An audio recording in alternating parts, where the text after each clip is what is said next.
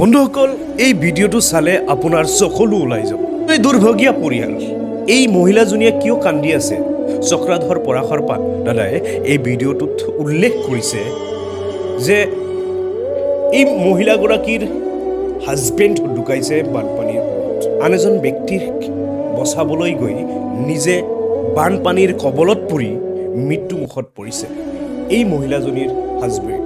মহিলাজনীয়ে হুকাই কান্দি আছে, সৰু সৰু দুজনী বাচ্চা আছে। ইয়াতকৈ আৰু দুখৰ বিষয়, মহিলাজনী ওচৰতে বহি আছে, তাৰ ওচৰত এজন মৃতদেহৰ কি হৈছে সৎকাৰৰ কাম হৈ আছে, দহা পাতিছে। কিন্তু আজি তেওঁ 10 দিন পাৰ হৈ গ'ল, মহিলাগৰাকীয়ে দহা পাতিব পৰা নাই।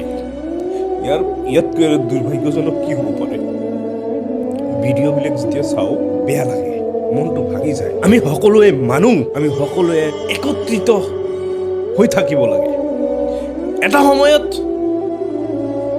মানুহে হিন্দু মুছলমান, মিয়া অসমীয়া বুলি ভাগ কৰিব বিচাৰিছিল, কিন্তু আজি এই সময়ত কোন আহি আছে? উজনি অসমৰ ভাৱে কোনে আগবাঢ়ি গৈছে?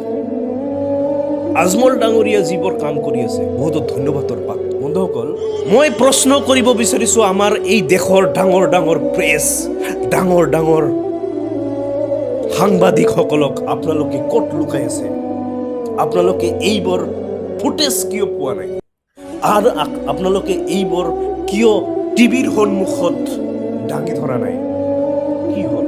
আপোনালোকেতো বহুত সলসলীয়াকৈ ইংৰাজী ক'ব পাৰে, সলসলীয়াকৈ হিন্দী ক'ব পাৰে, কিন্তু এইবোৰ বস্তু কিয় আপোনালোকে দেখুওৱা নাই? উজনিৰ অসমৰ অৱস্থা শেষ। বন্ধুসকল, যিমান পাৰে ভিডিঅ'টো শ্বেয়াৰ কৰিব আৰু আপোনাৰ মতামত